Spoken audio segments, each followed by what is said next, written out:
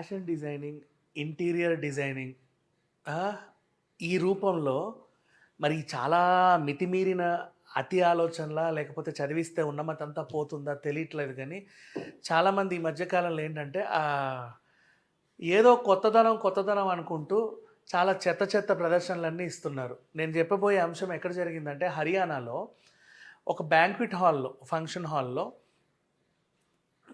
Toilets ఉంటాయి కదా, public toilets, men women అని ఉంటాయి, వాటి సింబల్స్ వాటికి ఉంటాయి. అయితే చాలా లగ్జరీగా ఉందన్నమాట ఆ వాష్రూమ్. ఇట్లా వెళ్ళి అటు తిరిగి అటు వెళ్ళాలి, ఇటు మెన్ అటు ఉమెన్. అక్కడ గోడ ఖాళీగా కనపడింది. ఏదో ఒకటి తగిలిస్తే అది అందంగా ఉంటుంది. ఏం తగిలిస్తే బాగుంటుందని ఆలోచన వచ్చింది ఆ ఇంటీరియర్ డిజైనర్. మరి ఎవరో ఉత్తమ మనిషి, అతనికి వచ్చిన ఆలోచన ఏం పెట్టాడో తెలుసా? ఈ పురుషులు ఉండే వైపు ఛత్రపతి శివాజీ గారి పెయింటింగ్ని పెట్టాడు, ఇటువైపు ఏమో పద్మినీదేవి గారి పెయింటింగ్ని పెట్టారు, రాణి పద్మిని పెయింటింగ్.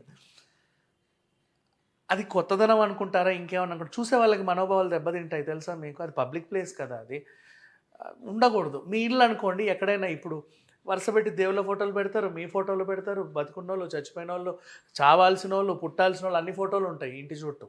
ఎక్కడికన్నా కొత్త కొత్త ప్రదేశాలకు వెళ్తే వాటికి సంబంధించినవి, మీ కుక్క పిల్లవో లేకపోతే మీ హాలిడే ట్రిప్పులో అన్ని గోడల మీద ఉంటాయి సంబంధం లేకుండా. ఇట్స్ ఓకే, మీ ఇల్లు కాబట్టి పెట్టుకోవచ్చు. కానీ పబ్లిక్ ప్లేసెస్కి వచ్చినప్పుడు ఏదైనా హాస్పిటల్ కట్టినా మీకు ఆ కాంట్రాక్ట్ వస్తే, లేదా రెస్టారెంట్స్ ఏమైనా ఇచ్చినా మీకు ఆ కాంట్రాక్ట్ వచ్చినా రాకుండా మీరు కొత్తగా పెట్టాలనుకున్నా ఇంటీరియర్స్ విషయంలో చాలా జాగ్రత్త వహించండి. అండ్ యాజ్ వెల్ యాజ్ ఇప్పుడు ఫ్యాషన్ డిజైనింగ్ కూడా అంతే.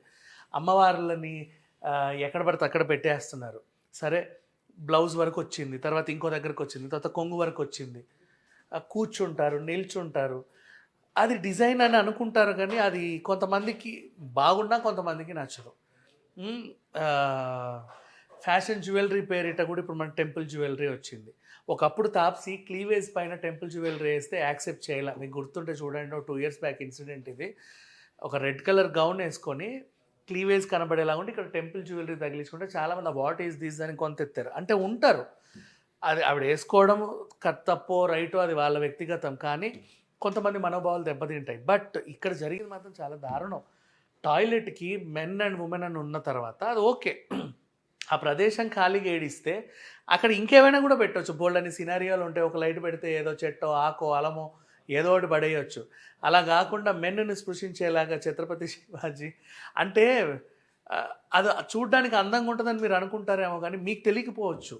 ఓవర్వ్యూలో చూస్తే చాలా అసహ్యంగా ఉంటుంది. అలా ఎప్పుడు అవమానించేలా పెట్టకూడదు మహామహుల ఫోటోల్ని. వాళ్ళని ఆరాధించే వాళ్ళు, గుడిగట్టి పూజించే వాళ్ళు బోల్డ్ అంతమంది ఉంటారు. వాళ్ళందరి మనోభావాలు దెబ్బతింటాయి. సరే, ఇంక ఇంతమంది ఏం చెప్పండి, హాస్పిటల్స్ అయినా ఎక్కడైనా సరే ఎవరిదైనా ఫోటోలు పెట్టినప్పుడు, ఈవెన్ పోలీస్ స్టేషన్ అంటే అంబేద్కర్ గారి ఫోటోలు, గాంధీ గారి ఫోటోలైనా, ఇంకేమైనా ఎక్కడైనా సరే, దేవుళ్ళ ఫోటోలైనా, ఇప్పుడు బాత్రూమ్ షింక్ ఇక్కడ ఉంటుంది, పైన వెంకటేశ్వర స్వామి ఫోటో పెడతారు. పెట్టకూడదండి, అలా తప్పు, వద్దు. అంటే అక్కడే నువ్వు బ్రష్ చేసుకొని వీక్ అని చెప్పి పైన అంటే స్పేస్ అట్లా ఉంటుంది. మీకు ఎట్లా ఉంటుంది అంటే ఇప్పుడు షింకులు పెట్టేవి ఇక్కడ వరకు షింక్ ఉండి ఒక అందమైన స్పేస్, అట్లా షింక్ కూడా ఒక డిజైన్గా ఉంటుంది, ఆ స్టోన్ వేర్ అంతా కూడా. ఆ ఖాళీ ప్రదేశాన్ని ఎలా ఫుల్ఫిల్ చేయాలంటే నీకు ఆ సైజులో ఏ వస్తువు దొరికితే ఆ వస్తువు తెచ్చి అక్కడ పడేస్తున్నారు. అండ్ ఇంకొకటి, హోటల్స్ ఉన్నాయి కదా చాలామంది, పెద్ద పెద్ద లగ్జరీ హోటల్స్ నేను చూసాను. ఎంట్రీలో దేవుడు విగ్రహాలు పెడతారు, ఇంత విగ్రహాలు పెట్టేసి అక్కడ దీపాలు అన్నీ వెలిగిస్తూ ఉంటారు. మేము అడ్డమైన దరిద్రాలన్నీ రోడ్లన్నీ తొక్కి తొక్కి లగేజ్ బ్యాగులతో ఈడ్చుకుంటూ వస్తారు లోపలికి, షూస్ అన్నీ మట్టంతా ఈడ్చుకుంటూ. అక్కడే దేవుడు విగ్రహాలు పెడతారు, ఆ పక్క నుంచే వెళ్ళి రిసెప్షన్కి వెళ్తారు.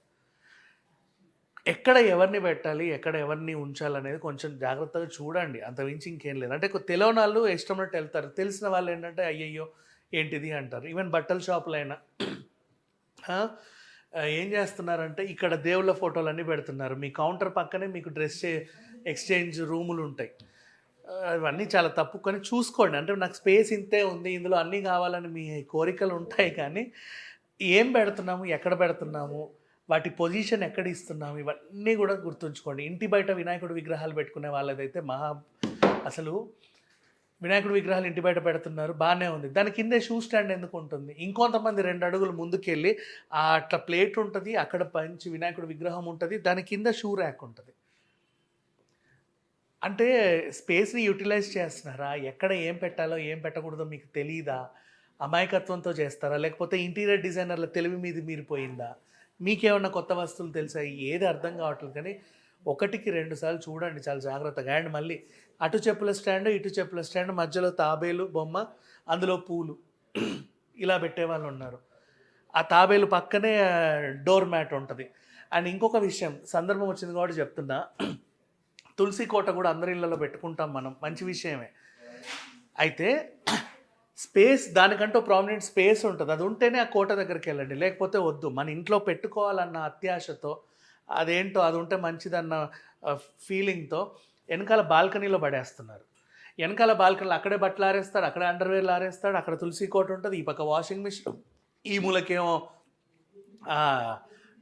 చీపుర్లు ఇవన్నీ, ఆ కింద హార్పిక్లు ఉంటాయి, ఇక్కడ తులసి కోట ఉంటుంది. ఏమన్నా అంటే మాకు ఇంతే ఉంది స్పేస్ అంటారు. దాని పక్కనే మసిగుడ్డలు ఆరేస్తూ ఉంటారు. అండ్ నీ దరిద్రమే ఇంత ఉంటే పైనోడు కూడా బట్టలు ఆరేస్తాడు కదా, ఆ నీళ్ళన్నీ మన తులసి కోట మీదే పడతాయి. ఎట్లా ఏవి ఎక్కడ పెట్టాలో కొంచెం తెలుసుకోండి. ప్రతిదీ అందరూ చెప్పాలి అంటే ఈ జనరేషన్లో తెలియదు. ఏఐ కూడా తెలియదు మీకు ఇన్ని తెలివితేటలు ఉన్నాయన్న విషయం తెలుసా?